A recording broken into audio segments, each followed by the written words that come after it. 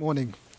His Excellency, UN Secretary General Mr. Guterres, distinguished leaders, participants, ladies and gentlemen, I am very honoured and delighted to have the chance to participate at the annual conference on cultural diplomacy here in the UN.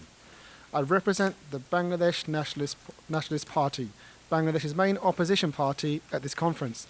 I extend the goodwill and greetings to you all from my party chairperson, former Prime Minister Begum Khaleda Zia, and the party's Senior Vice Chairman, Mr. Tariq Rahman. I thank Mr. Mark Donfried of the Institute for Cultural Diplomacy for bringing us all together and giving us the opportunity very early in the new year to share, address and understand the pressing problems, opportunities, threats and complexities the world we live in today faces. 2017 gives both the UN Secretary General's office and the incoming US administration to show leadership in ensuring peace and security by championing the values of democracy and human rights to fight against terror and militancy.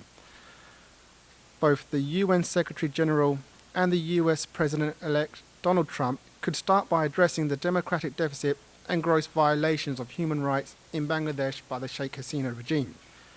A parliamentary majority of 154 seats were declared won by Sheikh Hasina's regime without a single eligible citizen of the country being able to vote in the highly flawed elections of 2014. The people of Bangladesh today demand a free, fair, participatory election and an independent, neutral election commission free from executive influence. In my country, no religious party has ever got beyond 5% in national elections when there was democracy. Today, in the absence of democracy, they are developing a desire to take over state power by overthrowing a deeply unpopular regime led by Sheikh Hasina. The rise of extremism in my country is due to the abandonment of democracy and human rights. If cultural diplomacy was to be understood as the flourishing of ideas, art, literature, and the right to freedom of expression, then I am sorry to say neither of these mediums can freely express themselves under the current authoritarian of Awami League regime in Bangladesh, where citizens do not have the right to vote, elections are manipulated, opposition activists are killed, abducted, and rule of law and access to justice is absent. Sheikh Hasina's state-sponsored terror holds captive the entire nation, whether it is opposition politicians, civil society, media, business, or the cultural or film industries. Dissent against the government is seen as a crime, and the patronage of ruling party officials has led to widespread corruption. Citizens of minority communities have been killed by ruling Awami League leaders throughout the country.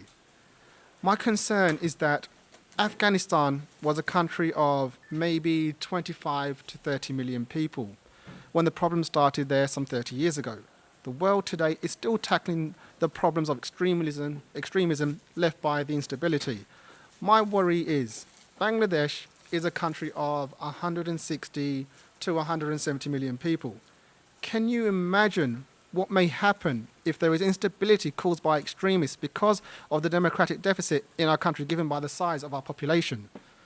Today we see many summits on Syria, in particular to discuss the problems of migration. Well, we could have a summit on Bangladesh discussing similar issues within 2 years if global institutions like the UN and the US presidency and global civil society don't address the problems in Bangladesh with immediate effect.